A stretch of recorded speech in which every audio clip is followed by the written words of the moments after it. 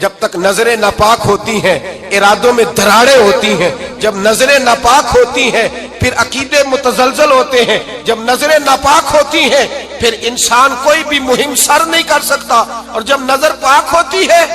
حضرت عبداللہ بن حذافہ جہاد کر رہے تھے، روم کے عیسائیوں نے گرفتار کر لیا، 1000 آدمی نے مل کے پکڑا، گرفتار نہیں ہوتے تھے صحابی، 1000 آدمی نے گھیرا ڈالا، گرفتار کر کے لے گئے، اور جب بادشاہ کے سامنے گئے تو وزیر کہنے لگا بادشاہ بندہ بڑے کام کا ہے، اگر ہمارے قابو آ گیا تو فائدہ دے گا، صحابی ہیں حضرت عبداللہ بن حذافہ، حضرت فاروق اعظم کا زمانہ ہے، اگر قابو آ گیا تو فائدہ دے گا۔ بادشاہ کہنے لگا کیوں، کیا خوبی ہے؟ کہنے لگے ہم 1000 آدمی تھے، یہ اکیلا قابو نہیں آ رہا تھا، 1000 آدمی تھے، اگر ہماری فوج میں شامل ہو گیا تو بہت بڑا جرنیل ملے گا۔ بادشاہ کہنے لگا کوئی مسئلہ نہیں، 2-3 چیزیں ہوتی ہیں بندے کو خریدنے کے لیے، خرید لیتے ہیں۔ بادشاہ کہنے لگا عبداللہ جتنی دولت تجھے چاہیے میں تجھے دے دیتا ہوں، میرے لشکر میں آ جا، معاذ اللہ اسلام چھوڑ دے۔ حضرت عبداللہ بن حذافہ کیا فرماتے ہیں بڑا تو بیوقوف ہے، میں نے دولت کمانی ہوتی تو مدینے میں بیٹھ کے تجارت کرتا، میں دولت کمانے نہیں نکلا، میں تو رسول اللہ کی رضا کمانے کے لیے نکلا ہوا ہوں۔ دولت کمانی ہوتی تو کسی مارکیٹ میں ہوتا، میدان میں آنا تھا، شہادت ہے مطلوب مقصود مومن، نہ مال غنیمت نہ کشور کشائی، یہ دولت تو لونڈی ہے رسول اللہ کے دروازے کی، یہ تو پیچھے پیچھے پھرتی ہے نبی پاک کے غلاموں، یہ کمانی ہوتی تو میں کسی مارکیٹ میں ہوتا، میدان میں تھوڑا ہوتا۔ عبداللہ بن حذافہ سے ایک دوسری چال چلی، کہنے لگے میاں عہدہ جو تجھے چاہیے، میں بادشاہ ہوں، میرے نیچے جو عہدہ تو کہے گا وہ تجھے مل جائے گا۔ حضرت عبداللہ بن حذافہ کہنے لگے شاید تجھے پتہ نہیں میری تعریف کیا ہے، شاید تو جانتا نہیں میری تعریف کیا ہے۔ کہا صاحب کی کیا تعریف ہے؟ کہنے لگے میں رسول اللہ کا صحابی ہوں، اور کائنات میں سب سے بڑا عہدہ مصطفیٰ کے صحابی ہونے کا عہدہ ہے۔ صحابہ وہ صحابہ تھے جن کی ہر صبح عید ہوتی تھی، خدا کا قرب حاصل تھا، نبی کی دید ہوتی تھی۔ فرمایا میں نے حضور کے جلوے دیکھے ہوئے ہیں، مجھے عہدے کی ضرورت ہی نہیں، اور میں نے عہدہ لینا ہوتا تو میں سیاست کرتا، میں تو شہادت لینے نکلا ہوں میدان میں، عہدے کا میں نے کیا کرنا ہے؟ اب بادشاہ کہنے لگا اسے قتل کر دو، وزیر کہنے لگا نہیں ایک بات اور ہے، مجھے ایک چال اور چلنے دو۔ کہا وہ کیا؟ کہنے لگے میری بیٹی بڑی خوبصورت ہے، مجھے موقع دو، اپنی ہی بیٹی کو سجا بنا کے، وہ جوان جس کی جوانی اتنی بڑی ہے کہ 1000 آدمی مقابلے میں کھڑا نہیں ہوتا، اس جوان کے کمرے میں رات کی تنہائی میں بنا سوار کے بی بی کو بھیجا۔ وہ بی بی کہتی ہے میں ساری رات بن سور کے اس صحابی کے کمرے میں بیٹھی رہی، لیکن یہ کیا شخص تھا، ساری رات ہی مصلے پہ بیٹھا رہا، ساری رات ہی، کچھ دیر تھک جاتا تو یہ کریم رسول پہ درود پڑھنا شروع کر دیتا۔ بی بی کہتی ہے سحری ہو گئی تو میں نے چھو کے دیکھا کہ انسان ہے کہ جن ہے، یہ بندہ ہے کہ فرشتہ ہے، چھو کے دیکھا۔ کہنے لگے پیچھے ہٹ جا، میں نے کہا میں نے تو سنا تھا تو 1000 کے مقابلے میں ہے، اور تو اتنا بے حس ہے کہ بنی سوری دلہن بیٹھی ہے، تو نے نظر نہیں کی؟ عبداللہ بن حذافہ، بی بی کہتی ہے نظر پھر نہیں اٹھائی، نظر پھر جھکی ہوئی ہے۔ کہنے لگے بی بی میں مجبور ہوں، اب میرے اوپر کوئی حسن نہیں چلتا، میں نے جلوہ والضحیٰ کا دیدار کیا ہوا ہے، اب میری نگاہوں میں جچتا نہیں کوئی، اس لیے کہ جیسے میرے سرکار ہے ایسا نہیں کوئی۔ کبھی بھی اب نہیں کسی کا میرے اوپر جادو چلتا، میں نے مصطفیٰ کو، اور کہا ذرا پیچھے ہٹ کے بیٹھ، مجھے میرے رسول نے غیر محرم سے بچنے کا حکم دیا ہے، ذرا پیچھے ہٹ کے بیٹھ۔ سحری کا وقت تھا، وہ بی بی کہتی ہے اس نوجوان کے جملے میرا سینہ چیر گئے، کلیجہ پھٹ گیا، چیخ نکلی، میں کفر کے عالم میں روئی۔ میں نے کہا مجھے بتا تو صحیح، آخر یہ جذبہ کہاں سے ملتا ہے، آخر یہ روشنی تو میں نے دیکھی نہیں، کہاں سے آتی ہے؟ ایک میرا باپ ہے جو بنا سور کے مجھے تیرے کمرے میں چھوڑ گیا، بتلا یہ کہاں سے کیف آتے ہیں؟ عبداللہ بن حذافہ کہنے لگے اگر کیف لینا ہے تو تو بھی میرے مصطفیٰ کا کلمہ پڑھ جا، آجا دروازہ رسول پہ جھک جا، مل جائے گا۔ سویرے دروازے پہ باپ آیا بیٹی سے رزلٹ لینے، دروازہ کھولا تو بیٹی نقاب پہنے باہر آئی۔ باپ کہنے لگا کیا بنا؟ کہنے لگی پیچھے ہٹ جا، تو غیر محرم ہے، کافر ہے، میں مسلمان ہوں۔ اس نے کہا کیا ہوا؟ کہنے لگی تیرے جیسے کو باپ کہوں، تیرے جیسے کو جو مجھے استعمال کر رہا تھا، میں تجھے باپ نہیں مانتی، میں اب رسول والی ہو گئی ہوں، میں حضرت فاطمہ کی کنیزہ ہو گئی ہوں، میں اب نبی کریم کی خادمہ ہوں، خبردار میرے قریب نہ آنا۔ یہ داؤ بھی ناکام ہوا۔ اب حضرت عبداللہ بن حذافہ کے سامنے موت کھڑی کی، ایک کڑا میں تیل گرم کیا، کہنے لگے تجھے اس میں جلایا جائے گا۔ حضرت عبداللہ بن حذافہ رضی اللہ تعالیٰ عنہ جب جلنے کے قریب ہوئے تو رونے لگے۔ روم کا بادشاہ کہنے لگا شاید ڈر گیا ہے، کہنے لگے اب سمجھ آئی ہے، اب تجھے پتا چلا ہے، چلا آ جا۔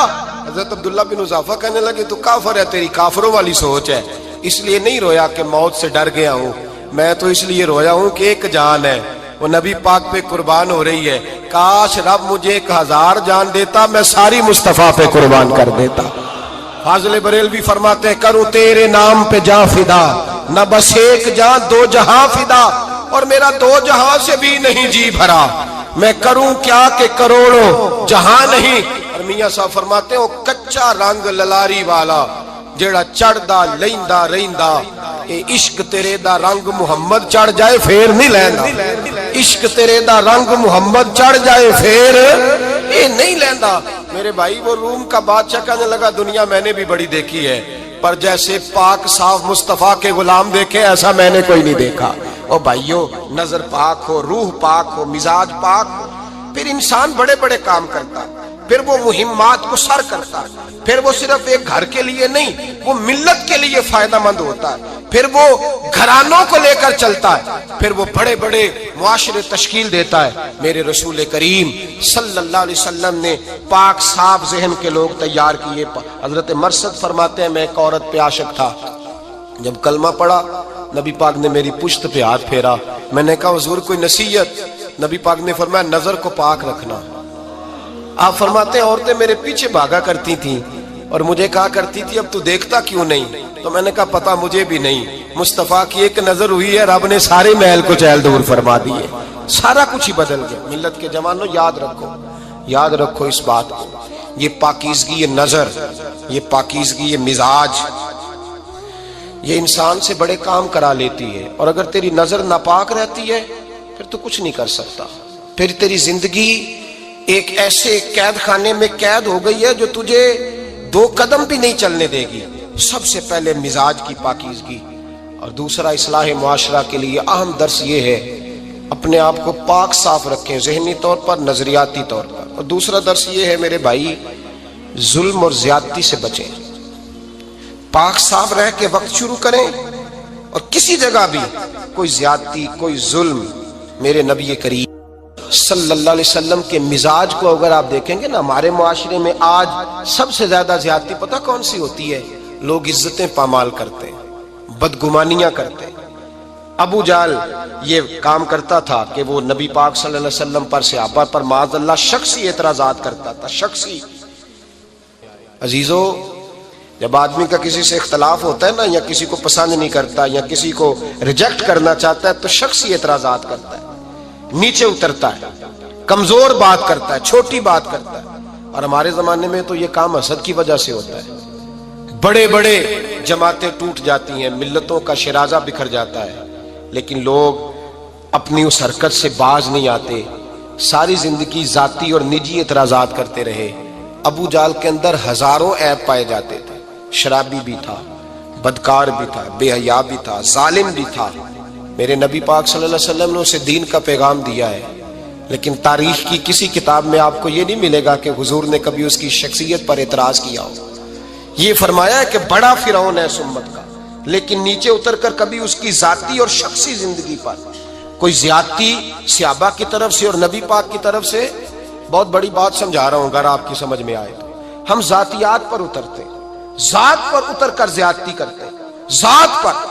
ہمارا اب ظلم نجی سطح سے شروع ہو رہا ہے اور پوری ملت کو لپیٹ میں لے رہا ہے، پوری ملت کو۔ چھوٹی چھوٹی زیادتیاں ہیں جو پورے معاشرے کو اپنی لپیٹ میں لیتی ہیں۔ میرے نبی کریم علیہ السلام نے جو دین ہمیں دیا ہے وہ خیر خواہی کا مذہب ہے، وہ بھلا کرنے کا مذہب ہے، وہ کام آنے کا مذہب ہے، وہ ظلم سے بچنے کا مذہب ہے۔ میرے نبی پاک نے فرمایا ظلم سے بچ جانا، قیامت کے اندھیروں میں جو بڑا اندھیرا ہوگا وہ ظلم ہوگا۔ اصلاح معاشرہ کانفرنس کا پہلا سبق میں نے عرض کیا کہ نظر کو، ذہن کو، سوچ کو پاک رکھیں، اور دوسرا زندگی میں کبھی زیادتی نہ کریں۔ کبھی بھی اپنے مخالف پر بھی کبھی شخصی ذاتی اور نجی اعتراضات نہ کریں. یہ انسان کے اندر کا ظلم ہوتا ہے. ہمارے گھروں کے اندر سے ظلم جنم لینے لگا ہے. روز بہو پہ تیل چھڑکا جاتا ہے, روز کسی نہ کسی شہر سے, اپنے ہی گھر سے, اپنے ہی چراغ کو بند کرنے کی خبر نکلتی ہے. سڑکوں پہ, چوکوں پہ, چوراہوں میں غریب مسلے جاتے ہیں. جس کے ہاتھ جہاں تک پہنچتے ہیں وہ وہاں تک معاذ اللہ زیادتی کر گزرتا ہے.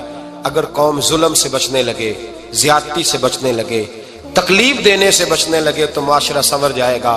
میرے رسول کریم علیہ السلام نے اپنے غلاموں سے پوچھا تھا, بتاؤ مفلس کون ہوتا ہے؟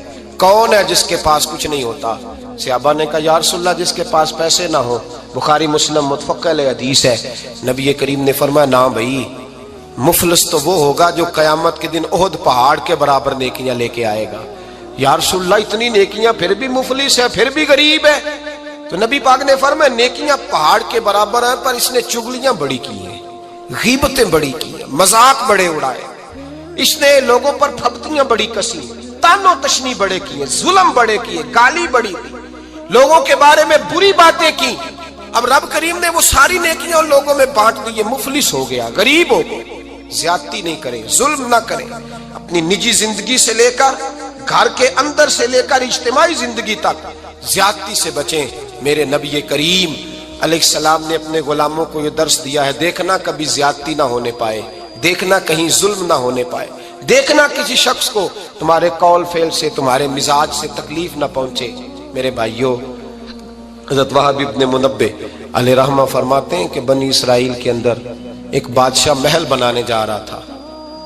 محل آج بھی جس آدمی کی سوسائٹی کے اندر 2-4 قلعے, 2-4 ایکڑ کسی غریب کے آ جائیں, وہ یا تو اسے دھمکاتا ہے یا بلیک میل کرتا ہے, کچھ نہ ہو سکے تو پھر قتل ہی کرا دیتا ہے معاذ اللہ. اور یہ خبریں عام ہمیں سننے, پڑھنے اور دیکھنے کو ملتی ہیں. بادشاہ محل بنانے جا رہا تھا. ایک غریب بی بی رہتی تھی, اس کی جھونپڑی بادشاہ کے محل کے نقشے میں آتی تھی. بادشاہ نے کہا بی بی منہ مانگی قیمت لے لو, خالی کر دو یہ مکان. بزرگوں کو اپنے جھونپڑیوں سے بڑی دلچسپی ہوتی ہے. بچے سوسائٹیوں میں چلے جاتے ہیں, ابا جی کہتے ہیں مجھے گاؤں میں رہنے دو, میرا یہی دل لگتا ہے, میں مجھے اس گھر سے دلچسپی ہو گئی. اماں کہنے لگی بادشاہ میں یہاں بیاہ کے آئی تھی, خامد انتقال کر گیا, اولاد اللہ نے دی نہیں, میں پکا ہوا پھالوں, گر جاؤں گی تو تیرا ہی ہے, لیکن مجھے اس آشیانے میں رہنے دے. یہ گھونسلہ میں نے تنکا کر کے بنایا ہے, مجھے رہنے دے, نہ مجھے نکال. کہنے لگا میرا نقشہ خراب ہوتا ہے. بی بی سارا دن مکان میں بیٹھی رہتی کہ میری جھونپڑی ٹوٹ نہ جائے. ظالم کی نظر میں آ گئی ہے کہیں میرا یہ آرزوؤں کا محل چکنا چور نہ ہو جائے. سارا دن ڈیوٹی کرتی. بادشاہ نے بھی 2-4 سپاہی کھڑے کر دیے, جب گھر سے نکلے تو بلڈوز کر دینا, مکان کو گرا دینا. وہ خاتون کتنی دن بندہ بیٹھ سکتا ہے. ایک دن سر شام گھر سے نکلی, 2-1 گھنٹے کے بعد واپس آئی تو مکان گر گیا تھا, دیوار بن گئی تھی. حضرت وہب ابن منبہ فرماتے ہیں بس اس نے دعا کی تو رب کریم نے وہ شہر سارا تباہ کر دیا. اس بی بی نے 2 جملے کہے تو الٹ پلٹ دیا وہ سارا شہر. میرے نبی کریم علیہ السلام نے فرمایا جب مظلوم کے ہاتھ دعا کے لیے اٹھتے ہیں تو عرش کا مالک آسمان سے کہتا ہے کھول دے سارے دروازے, اس کے بیچ کوئی پردہ نہیں رہنا چاہیے, آنے دے. مظلوم ہے, اس پر ظلم ہوا ہے, ظلم ہوا ہے.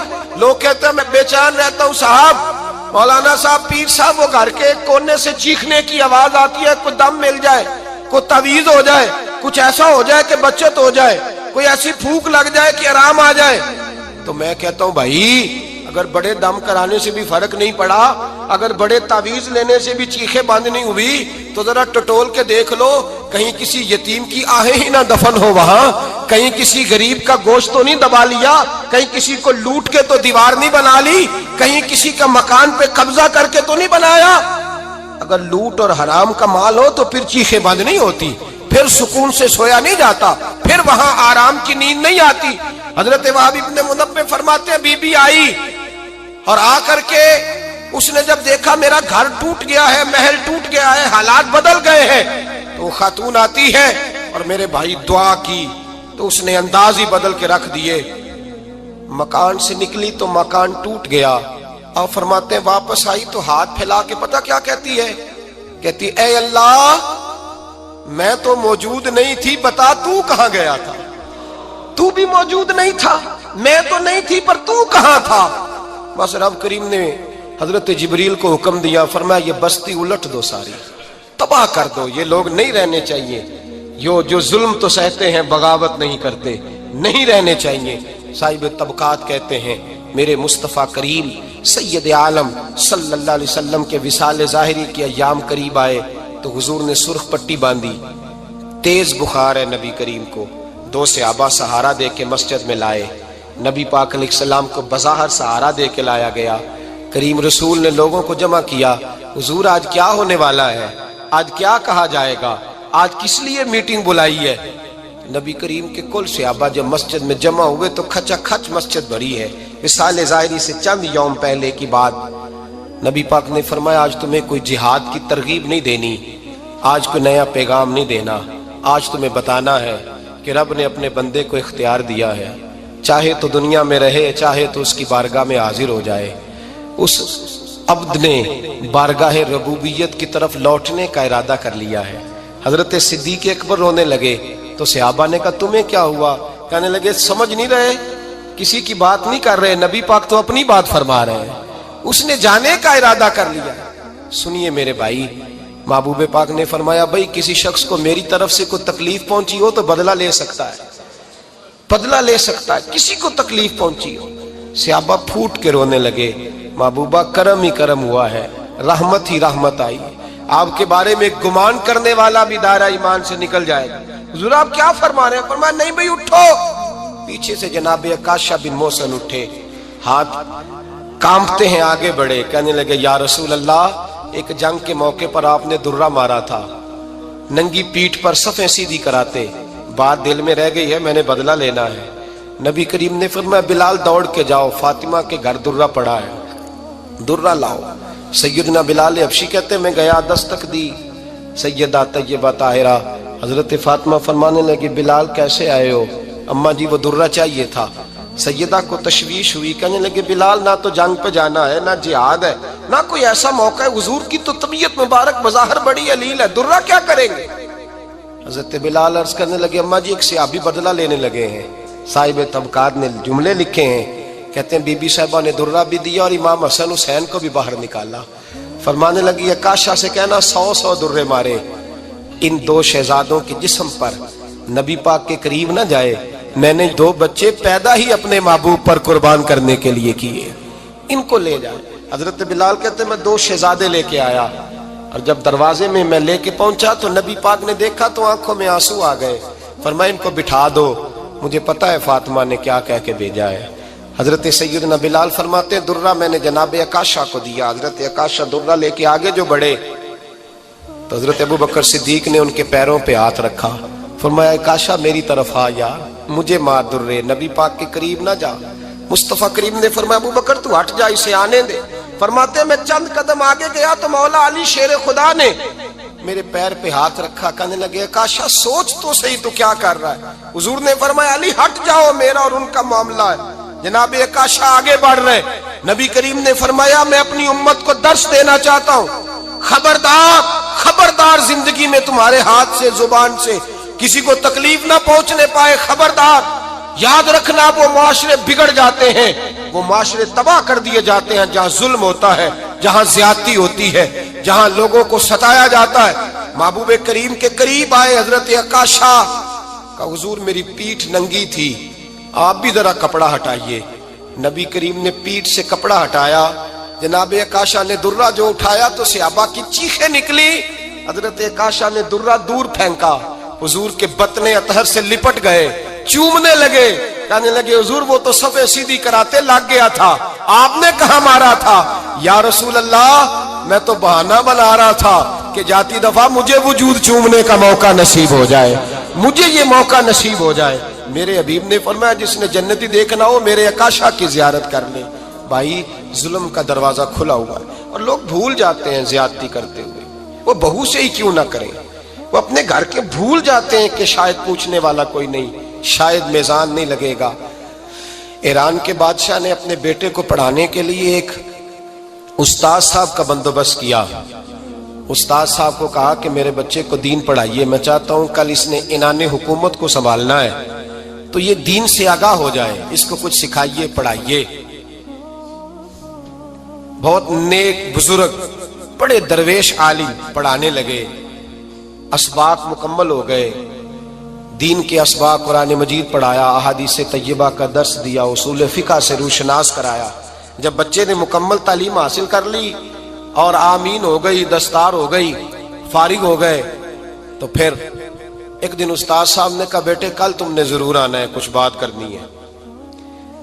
شہزادہ گیا ملنے استاد صاحب سے، استاد صاحب نے کنڈی لگا لی، ہاتھ میں درہ پکڑ لیا، مار مار کے پورے وجود کو زخمی کر دیا، کوئی غلطی نہیں، کوئی بات نہیں، مارا۔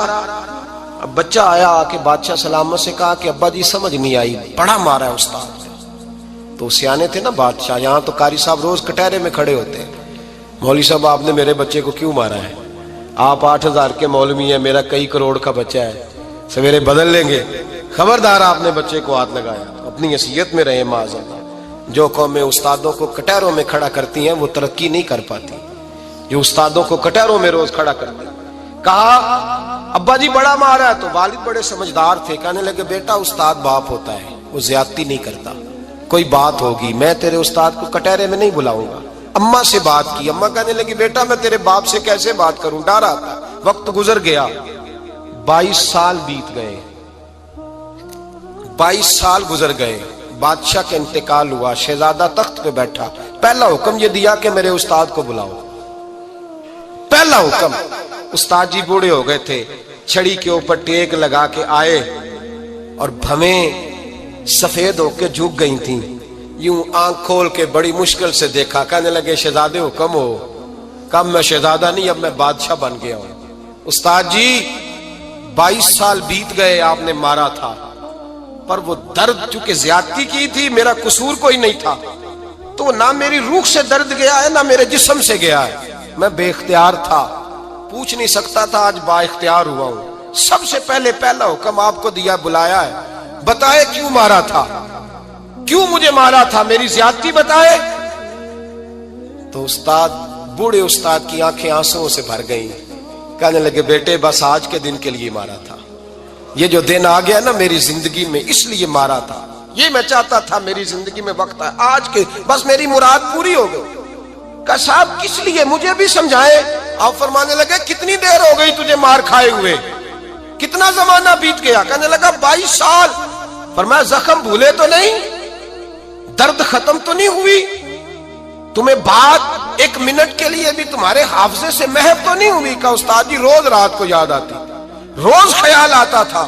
استاد کہنے لگے بھائی تو بے اختیار تھا، پوچھ نہیں سکا، 22 سال تجھے یاد رہا، مجھے پتا تھا تو ایک دن حکمران بنے گا، میں نے تجھے اس لیے مارا تھا کہ بیٹے یاد رکھنا، کسی پہ ظلم نہ کرنا، اگر تجھے 22 سال تک یاد رہا ہے تو جس پر تو ظلم کرے گا اسے بھی قیامت تک یاد رہے گا، اور یہ یاد رکھنا تو آج با اختیار ہوا تو تو نے مجھے بلا لیا ہے، قیامت کے دن غریب با اختیار ہو جائیں گے، مظلوم با اختیار ہو جائیں گے، وہ با اختیار ہوں گے، للہ الواحد القہار، رب کریم کی بارگاہ کے اندر ان کا اختیار ہوگا، اکیلے اللہ کی حکمرانی ہوگی، پھر وہ بلائیں گے۔